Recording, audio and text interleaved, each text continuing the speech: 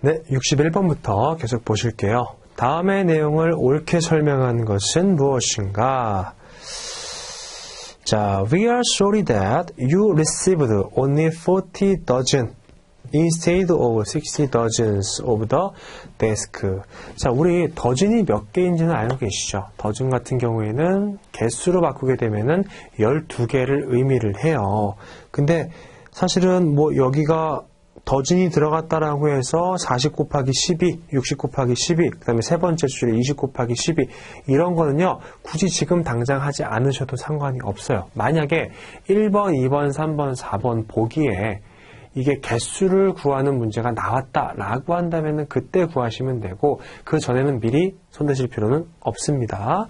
자, 다시 볼게요. 첫 번째 줄 중간에 only 40 dozen instead of 60 dozen of the desk.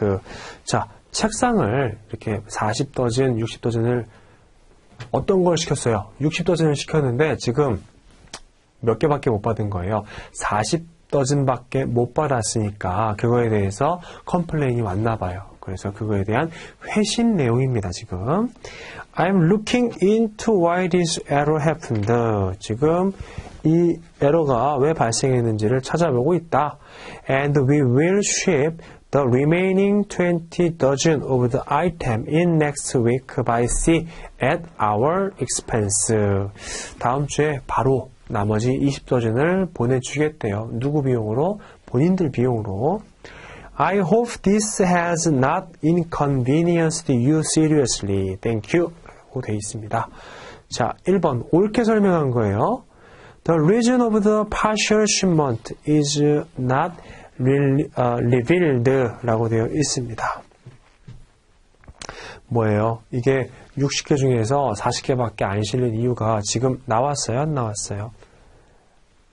안 나온 거죠. 그렇죠? 안 나왔어요. 지금 두 번째 줄에 보면 I'm looking into why this error happened. 왜 그렇게 되고 있는지를 찾아보고 있는 상태인 거고요. 뭐 20개가 어디 갔는지 아니면 뭐 분실됐는지 어떻게 됐는지는 모르는 상태예요. 1번이 답입니다. 자, 2번 The importer did get the serious loss. 자, 실제로 물품을 수입하는 사람이 60도전이 아니라 40도전을 받았어요. 그래서 그 사람이 손해를 많이 입었는지 조금 입었는지 아예 안 입었는지 이런 내용들은 사실은 이 문장에는 언급이 없습니다. 알 수 없어요. 3번 The exporter thinks that he is not liable for the partial shipment 라고 되어 있습니다. 자, exporter 수출자는요 그게 he is not liable partial shipment가 된 거에 대해서 본인이 책임이 없다라고 생각한다 라고 되어 있잖아요. 근데 이거는 우리가 추론을 해볼 수가 있어요. 자, 세 번째 줄 중간에 보시면은 in next week by sea 이때 보내겠다라고 한 거죠. 누구의 비용으로? at our expense. 엑스포터의 비용으로서 물품을 보내주겠대요. 만약에 자기들한테 잘못이 없다라고 생각을 하고 있으면 이렇게 보낼까요? 아니에요. 운송비 내라. 그럼 내가 보내줄게. 라고 얘기를 하겠죠. 다음에 4번. The reason of the accident is because of the carrier. 해당 물품에 사고가 발생한 것은 운송인 때문이다. 아직까지 밝혀지지 않았습니다. 그렇죠? 그래서 답은 1번이 돼요. 자, 62번. For the presentation to negotiating bank under UCP 600, which of the documents must be signed? 자, 인권 UCP 600에 따라서 매입은행에 해당 서류를 제시할 때 이 중에서 어떤 서류에 서명이 필수적으로 들어가야 되느냐 이 내용입니다. 1번 Contract Sheet, 2번 Transportation Document, 3번 Commercial Invoice, 4번 Packing List라고 되어 있는데 자, 이 1, 2, 3, 4번 중에서 UCP 600에 직접적으로 언급이 되어 있는 서류는 2번과 3번밖에 없어요. 그렇죠? 그리고 3번 상업송장 같은 경우에는 어때요? 특징이 4가지가 있었는데 그중 가장 네 번째 거 조건이 뭐였어요? 상업성증은 서명될 필요가 없다라고 나와 있었고, 우리 지금 2번에 나와 있는 트랜스포테이션, 뭐 BL이라든지 복합운송증권 이런 것들을 얘기하고 있는데 이런 서류들은 서명이 들어갔어야 됩니다. 답은 2번이에요. 자, 63번. Which is wrong in explanation of destination under Bill of Lading? 자, 선화증권에 대한 설명이 나와 있는 것 같습니다. A. The port of discharge are generally mentioned in the Bill of Lading. 양육항에 대해서는 일반적으로 선화증권에 표시가 되어 있죠. 그래서 선화증권 보면요, 우리 선적항 나오고 그 다음에 양육항 나오고, 이 선적항은 물품이 배에 올라가는 장소, 양육항은 물품이 배로부터 내려오는 장소를 얘기를 하고, 이거하고는 별개로 또 최종 목적지까지 써 있어요. 자, 이게 A, B, C라고 놓고 보면요, 중국에서 출발해서 A, 여기가 이제 항구죠. 그 다음에 한국, 여기가 인천이 B, 그 다음에 최종 목적지 C, 이렇게 돼 있는 거예요. 그러면 A는 선적항, B는 양육항, 그리고 그 물품은 B에서 내려가지고 결국에는 C까지 갈 거다라고 이렇게 알려줘요. 근데 해상 운송인 입장에서는 어디까지만 책임지면 돼요? 여기 B까지만, 이렇게만 책임지면 되는 거죠. 자, B. If there is an onboard notation, 만약에 이 선화증권에 onboard notation, 부기가 찍혀 있어요. 딱. 그러면 the date will be regarded as the date for onboard. 선적 일자로 보겠다. 간주한다. 맞아요? 틀려요? 맞습니다. 이게 없고 만약에 발행일이 있어요. 그러면 발행일을 선적일로 보고, 발행일이 있다 하더라도 부기가 돼 있다 선적일이, 그러면 그 부기 일자가 선적일이 되겠죠. 자, C. If the port of delivery, 인도항이죠, has been mentioned in the bill of lading, it is the responsibility of the carrier to deliver the goods to the port. 그거는 뭐 당연히 운송인이 해줘야 되고요. 그 장소까지는 케어를 해줘야겠죠. D. If the carrier issue the bill of lading after receiving the cargo, he will issue of onboard bill of lading. 만약에 운송인이 해당 물품을 receiving, 수취한 상태로 선화증권을 발행을 했다라고 한다면 무슨 선화증권이 발행이 돼요? 수취 선화증권이 발행이 되는 거죠. 여기 지금 뭐라고 나와 있어요? onboard bill of lading이 나와 있으니까 틀린 얘기가 되는 겁니다. 답은 4번. 자, 64번입니다. 다음 괄호 안에 들어갈 것으로 묶인 것은 무엇인가? 우리 1번, 2번, 3번, 4번 보기를 쫙 보니까 보험에 대한 얘기인 것 같아요. 그렇죠? 자, 괄호 볼게요. 이것은 is the remunerative amount, 보상금이래요. to be paid, 지급되는, to the blank, 누구누구에게 지급되는 금이다. 그러면 우리 보험 관련해서 지급되는 돈이 두 개밖에 없어요. 종류가. 하나는 보험료가 있고요. 하나는 뭐가 있어요? 보험금이 있어요. 그래서 이 보험료 같은 경우에는 우리 뭐 보험 계약자도 있지만 그냥 피보험자로 제가 한꺼번에 설명을 드릴게요. 이 피보험자 같은 경우가 피보험 이익이 있고, 피보험 목적물에 대해서 피보험 이익이 있고, 그거에 대해서 손상을 받았을 때 나한테 보험금을 지급해달라라고 해서 이 보험자한테 지급하는 돈이 뭐예요? 보험료가 되는 거죠. 그러면 실제로 이제 손실이 발생했어요. 손해가.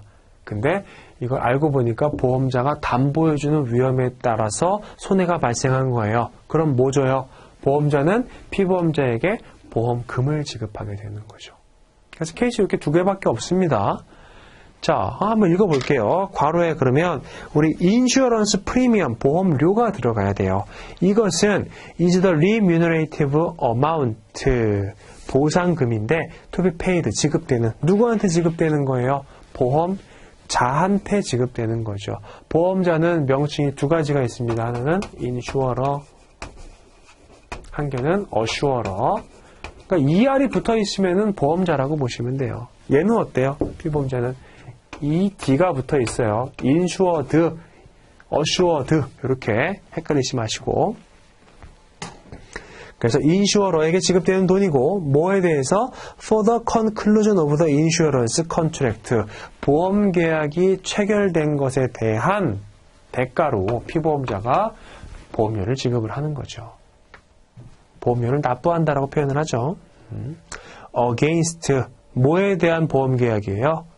the marine loss 해상 손해에 대해서. 그렇죠? 답은 2번이 되겠고. 자, 65번. 다음은 무엇에 관한 설명인가?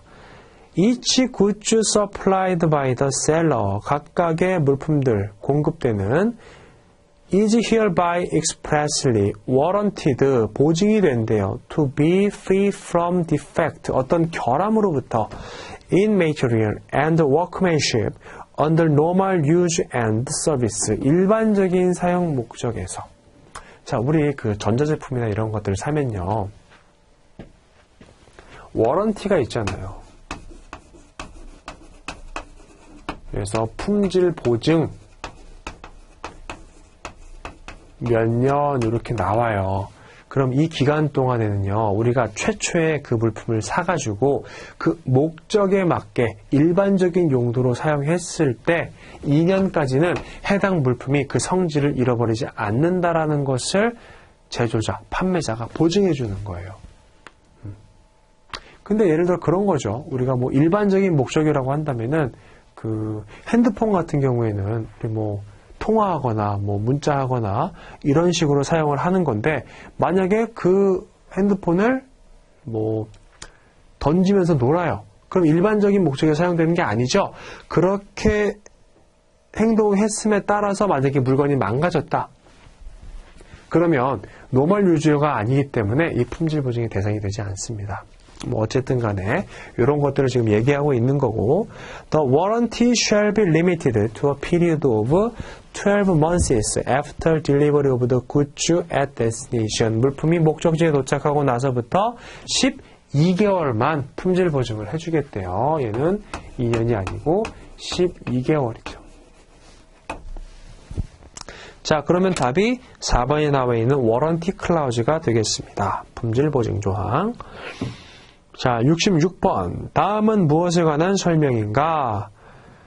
A proposal for concluding a contract addressed to one or more specific persons constitutes an offer if it is sufficiently definite and indicates the intention of the offerer to be bound in case of acceptance. 자, 지금 첫 번째, 두 번째, 세 번째 줄은 뭐에 대한 설명이에요? 청약에 대한 설명이에요. 근데 1, 2, 3, 4번을 보니까 청약에 대한 내용이 없어요. 1번의 청약의 유인도 엄밀히 따지면 청약이 아니고 4번의 조건부 청약 같은 경우에는 뭔가 조건이 부과가 되어 있기 때문에 불확정 청약이라고 보는 거죠. 자, but a proposal other than이 나왔어요. 체크해 주시고 one addressed to one or more specific persons is to be considered merely as 뭐라고 돼 있어요? 블랭크 나와 있고 unless the contrary is clearly indicated by the person making the proposal. 그래서 다른 사람으로 하여금 나에게 청약을 하도록 유인하는 거. 이거 뭐였어요? invitation to offer가 됩니다. 청약의 유인이고 자, 요거는 이제 CISG에 해당하는 내용인데 그 블랭크에 들어가야 되는 정확한 용어는요. an invitation to make offers가 됩니다. 그래서 그거 좀 참고를 해 두시면 좋을 것 같아요. 자, 그래서 답은 1번이 되겠고 그 other than 잘 체크해 두시고요. 자, 67번. 다음 무엇에 관한 설명인가? Seller and purchaser. 판매자하고 구매자는 desire to amend. 원한대요. amend the terms of the contract as in after set forth. 뭐래요? 어떤 계약 조항을 변경하고 싶은 거예요. 수정하고 싶은 거예요. Now, therefore, for and in consideration of the sum of the mutual covenants and agreement set forth in this fifth amendment. 자, 수정이 많이도 했네요. The premises and other good and valuable consideration, the receipt, adequacy and sufficiency of which are hereby acknowledged by each of the parties hereto, notwithstanding anything to the contrary contained in the contract. The parties hereto agree as follows. 사실 우리가 이런 스타일의 문제를 풀 때는요, 어떠한 조항에 대한 설명인가 이런 스타일의 문제를 풀 때는 이거 하나하나 다 해석하실 필요는 없어요. 이게 어떠한 뉘앙스를 뿜어내고 있다 요 정도만 캐치하시면요 되게 쉽게 풀리거든요. 근데 이런 것들을 이제 문장 하나하나를 다 해석하려고 하다 보면은 시간도 오래 걸리고 되게 어렵게 느껴져요. 여기서 핵심 내용은 뭐예요? 첫 번째 줄에 seller and purchaser desire to amend 수정하려고 한대요. 그리고 맨 마지막 줄을 보니까 contained in the contract, the parties hereto agree as follow. 이렇게 합의했다. 이런 내용이 들어가 있는 거죠. 이거 뭐예요? 계약이 어떻게 된다, 어떠한 내용이다라는 설명을 해주고 있는 설명 조항이 되는 겁니다. 1번의 unknown clause라든지 3번의 more or less, 다음에 4번의 liquidated damage 전부 다 여기에 해당되지 않아요. 전혀 해당되지 않는 내용들이에요. 그래서 이게 유사한 개념끼리 묶이는 경우가 있거든요. liquidated damage 조항하고 indemnification 조항하고 두 개 차이점은 뭐예요? 해당 금액이 정해져 있느냐 그렇지 않느냐 이런 내용들이에요. 그래서 그러한 보기가 같이 구성이 돼 있을 때에는 내용을 정확하게 파악은 해야겠지만 이렇게 조항을 물어보는 문제인데 개념이 4개가 다 달라요. 그러면 하나 다 해석하지 않고도 문제를 수월하게 푸실 수가 있습니다. 그것만 좀 참고해 두시고 답은 2번이죠. 68번 다음은 무엇에 관한 설명인가? The buyer undertakes to pay the total price which appears in the present contract. Payment of said price shall be effected by. 자, 대안 A, 캐시 check or bank transfer to the account and bank branch designated by the seller. 대금을 어떻게 지급하겠대요? 캐시로 지급하겠대요. 자, 대안 B, bill of exchange or direct debit to the account and the bank branch. 이거 뭐예요? bill of exchange는 환어음이죠. A에는 뭐 하나만 얘기할게요. 캐시 현금으로 지급하고 B 대안은 환어음으로 지급하고 C 대안은 뭐예요? Irrevocable and guaranteed letter of credit payable to the account. 신용장을 사용하고. 그래서 뭐 현금으로 지급하든 환어음 쓰든 신용장 쓰든 알아서 어떻게 해서든지 돈만 지급을 해라. 이런 내용인 거죠. 뭐에 대한 내용이에요? 3번의 means of payment. 대금 결제 방법에 대해서 나와 있는 문장입니다.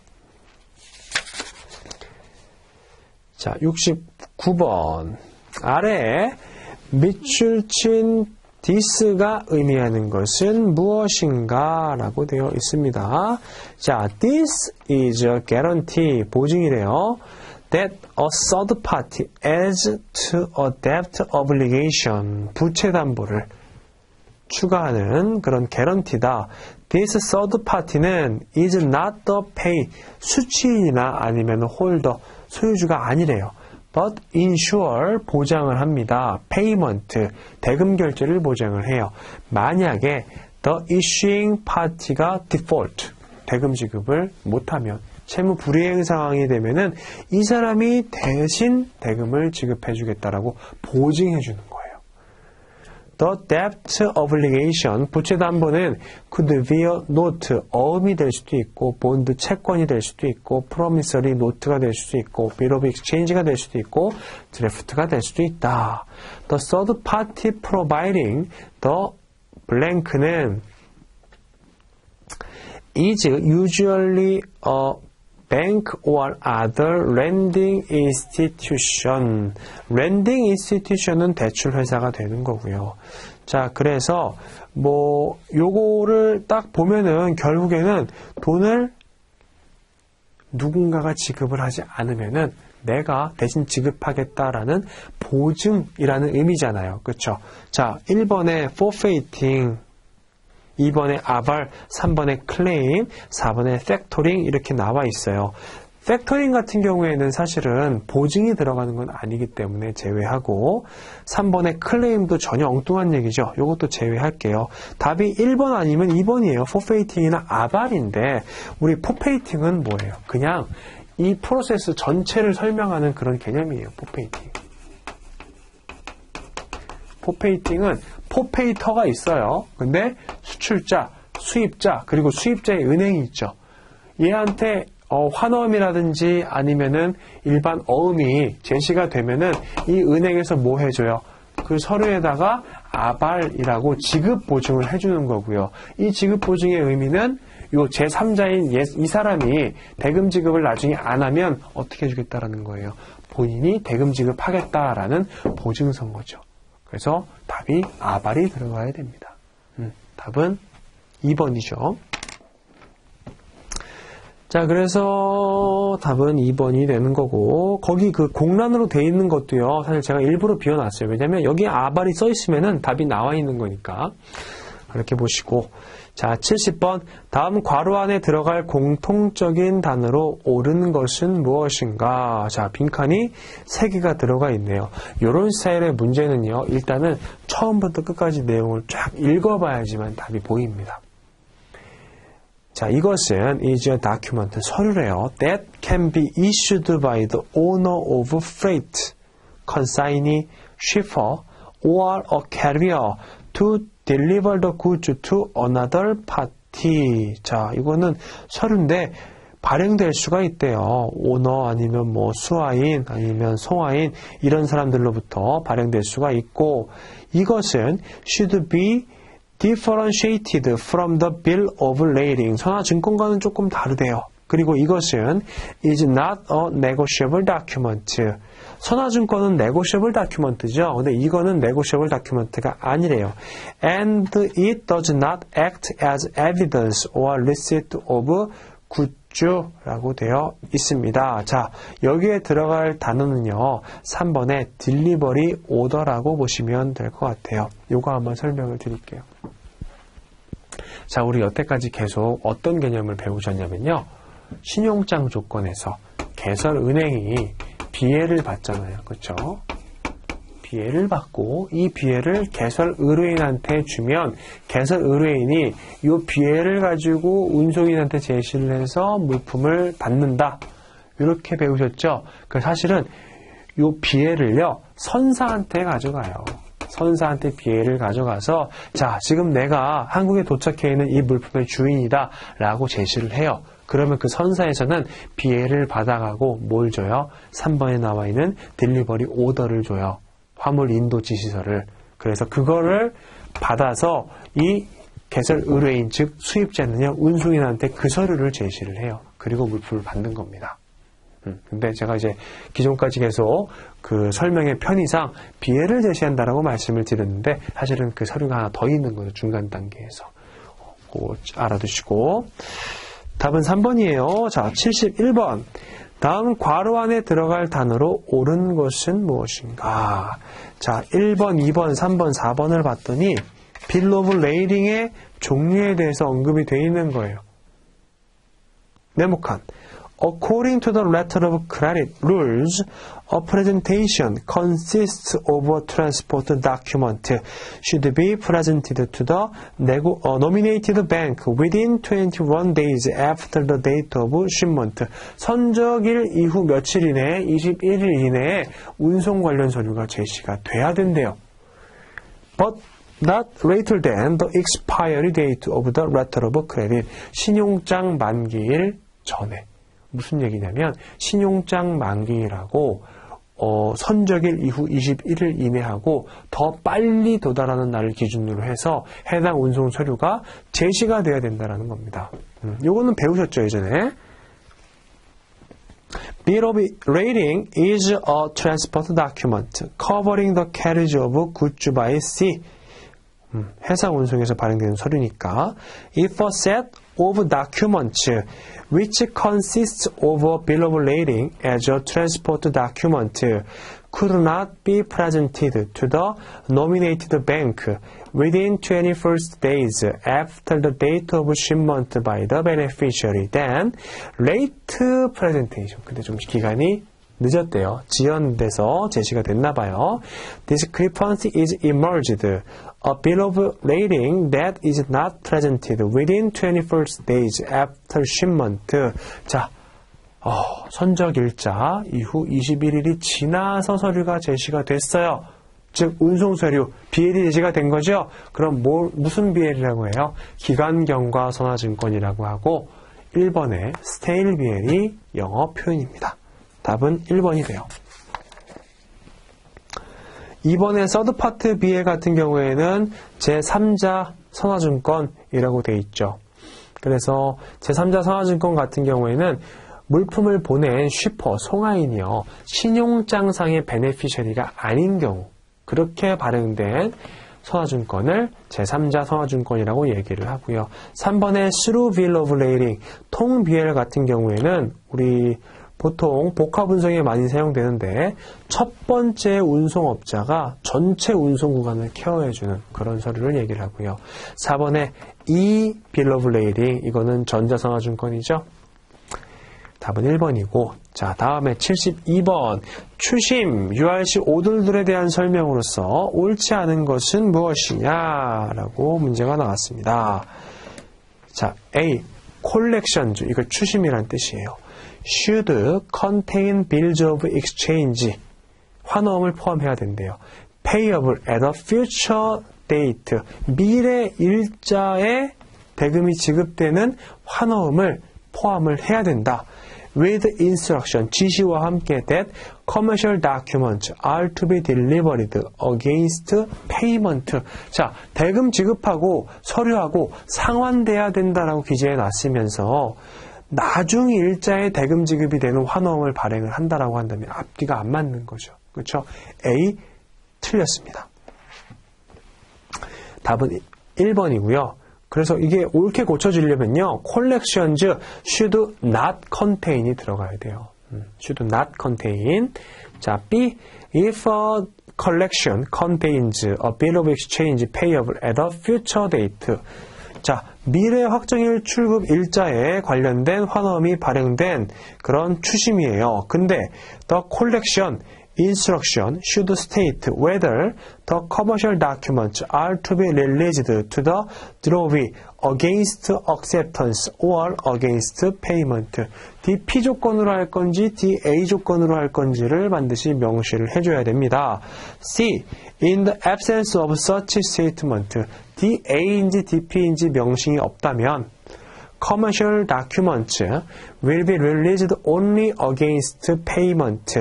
뭘로만 이루어진대요? DP만 가능하대요. 그러니까 DP인지 DA인지에 대한 언급이 없으면은 DP로 사용된다라는 거예요.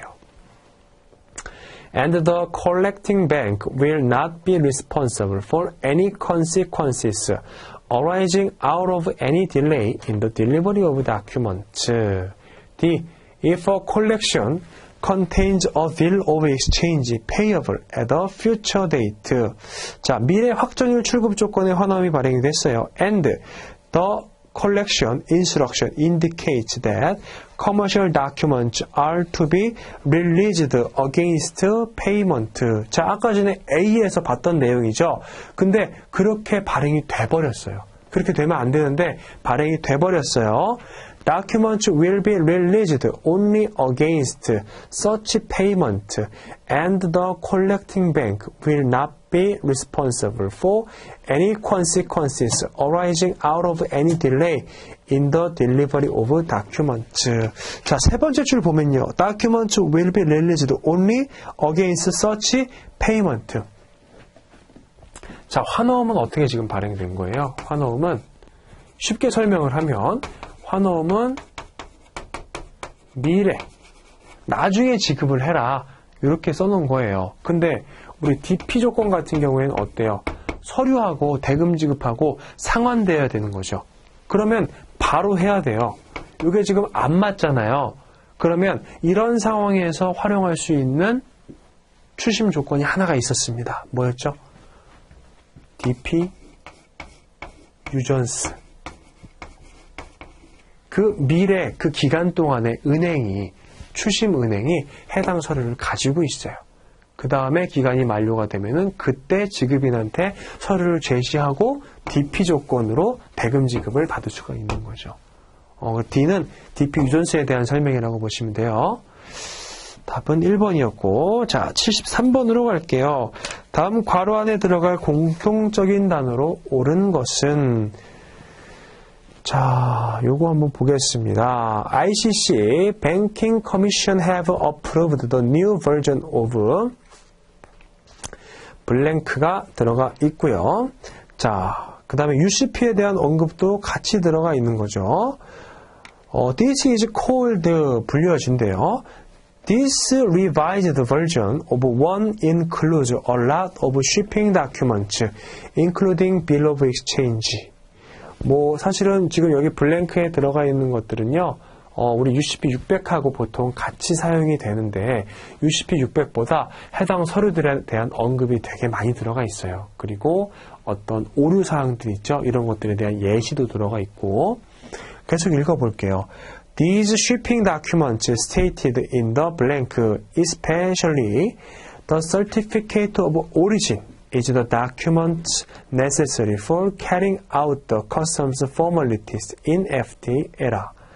Particularly, 특히 practitioners such as bankers, buyer, seller, lawyer, freight forwarder, carrier in import and export transaction have to know the UCP 600 and 이거 이렇게 두 개를 알아야 된대요. 지금 뭐에 대해 설명하고 있는 거예요? 신용장 거래에 대해 설명을 하고 있고 관련 당사자들은 UCP 600뿐만 아니라 이것도 같이 알고 있어야 된다라고 설명을 하고 있는 거예요. Slowly in order to avoid disputes due to discrepancy of the documents with the terms and condition of the credit. 뭘 위해서 그런 거예요? 신용장을 보면서 신용장에 대한 해석이 달라질 수가 있기 때문에 그 달라짐을 방지하고자 UCP 600이랑 요게 필요하다라고 하는 겁니다. The purpose of this article is to reduce the disputes occurred in the credit transaction by providing the examination criteria and case study of the certificate of origin. 자, 이거에는요, 그 원산지 증명서에 대한 내용도 같이 들어가 있어요. 자, 뭐냐면 1번에 ISBP 745라고 보시면 되겠습니다. 국제표준은행 관행이라고 부르고요. 지금 현재 사용하고 있는 버전이 ISBP 745 버전이에요.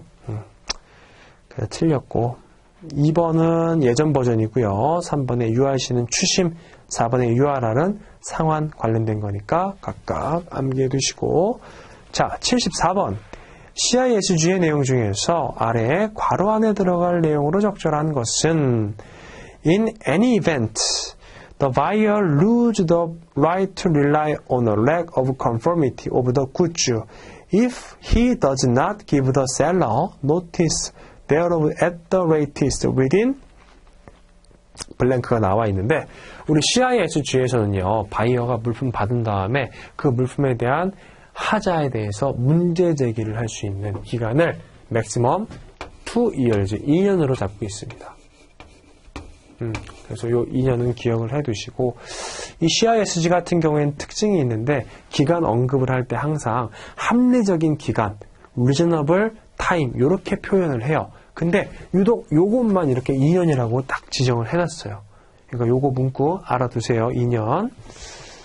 자, 75번. 다음 중 무역서신의 기본 요소가 아닌 것은 무엇인가? 라고 되어 있습니다.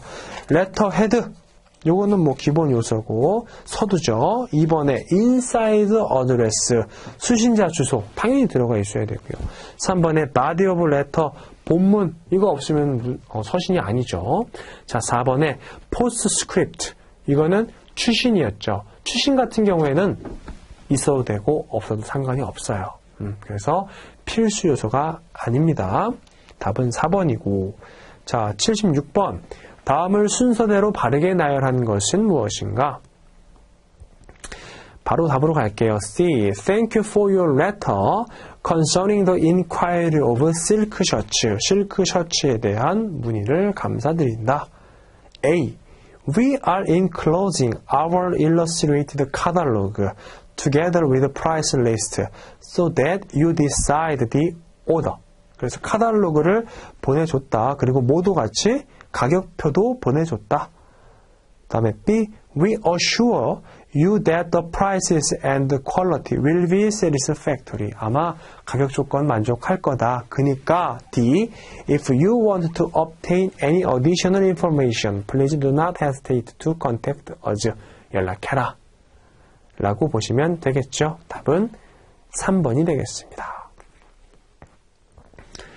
자, 다음에 77번. 다음 보기에서 A의 문장을 B로 변경하는 경우 무역서신의 작성 원칙 5C 중 무엇에 따라 변경한 것인가? 라고 되어 있습니다. 우리 5C 같은 경우에는 뭐뭐뭐 있었어요. 1번에 콜렉트니스, 이거는 정확성이고요. 2번에 컨사이스니스, 간결하게 표현하는 간결성. 3번에 클리어니스는 명료성. 4번에 컴플리트니스는 완전성 있었고, 여기에 지금 나와 있지는 않지만 하나 더 컬티지, 예의성이 있었습니다. 그렇죠. 그렇게 5가지가 있었고, A, we have your regent order 라고 쓰여져 있어요. 근데 B로 바꿨대요. We have your order number 1, 2, 3 해주고 그 다음에 날짜까지 전부 다 기재를 다 해줬죠. 어떻게 해준 거예요? 굉장히 명료하게, 명확하게 써준 거예요.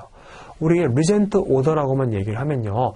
오늘도 2개 있었고 어제도 3개 있었고 이럴지도 모르잖아요. 오더가. 근데 오더 넘버 그 다음에 수량 몇 개 이거까지 다 지정을 해주니까 명확하게 쓸 수가 있는 거죠. 그래서 답은 3번의 클리어니스, 명료성이라고 보시면 되겠습니다. 자, 78번. 다음 중 무역계약의 성립 과정에서 필요한 서류가 아닌 것은 무엇인가? 자, 무역계약이 성립되고 있는 과정은요, 사실은 아직까지는 계약이 체결된 건 아니에요. 계약이 체결되기 위해서 매도인하고 매수인, 최약자하고 피최약자가 서로 의견이 왔다 갔다 하고 있는 그런 상황을 얘기하고 있는 거예요. 자, 1번의 견적서. 보여줄 수가 있죠. 성립 과정에서. 견적서를 보고서 마음에 들어야지만 계약이 성립되는 거니까. 3번 주문서, 오더시트예요.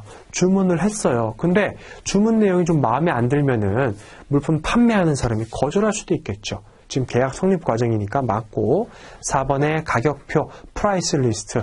가격표를 제시하면서 마음에 드는 거 있으면은 계약하자 라고 얘기할 수가 있는 거예요. 계약 성립 과정이고, 2번에 인보이스, 송품장 같은 경우에는 계약이 체결되고 나서 이제 매도인이 매수인한테 내가 어떠한 종류의 물품을 몇 개를 단가 얼마에서 총금액 얼마로 당신에게 보내겠다라고 할 때 작성하는 서류입니다. 이거는 이미 계약이 성립이 된 거예요. 그렇죠? 그래서 성립되기 전 성립 과정 중에 있는 그런 서류는 아니다라는 거죠. 답은 2번이고, 자, 79번. 다음과 같은 요소를 측정하는 신용조회의 3C는 무엇인가? 자, 요 영어로 문제가 나왔습니다. personality, integrity, reputation, attitude toward the business, willingness to meet obligation, 업체의 개성이나 성실성 아니면 reputation, 평판 이런 것들을 조회하는 것은 우리 1번의 캐릭터, 거래의 성격을 파악하는 작업이죠. 자, 답은 1번이고 80번입니다. 다음에서 설명하는 조건부 청약은 무엇인가? We have received your inquiry and are today offering you the following item subject to our final confirmation. 자, 마지막이 핵심인 거예요. 뭐예요? 우리의 최종 확인을 받아야지만 계약이 성립되는 거다라고 천명했죠. 그렇죠? 그럼 1번의 재고 잔류는 아니고 2번에 점검 외면 조건 아니고 3번에 최종 확인 조건부 청약 요게 답이 되겠네요. Final confirmation. 4번에 반품 허용 조건부 청약도 아니죠. 자, 그래서 답은 3번이 되겠고 이렇게 해서 이제 무역 영어 내용까지 마무리가 됐습니다. 근데 무역 영어는 말씀드렸듯이 앞에 무역 규범이라든지 무역 규범 문제는 거의 안 나오니까 그거는 차치하고서라도 무역 결제 파트하고 무역 계약 파트 같은 경우를 열심히 공부하시면은 이 파트는 조금 따라오는 그런 파트예요. 그렇죠? 그래서 절대 무역 영어를 먼저 공부하지 마세요. 앞에 무역 계약 결제 파트 공부하시고 난 다음에 공부하시면 조금 더 수월하게 공부하실 수가 있을 겁니다. 아시죠? 자, 이렇게 해서 우리 모의고사 내용은 마무리가 됐고요. 다음 시간에 뵙도록 하겠습니다. 감사합니다.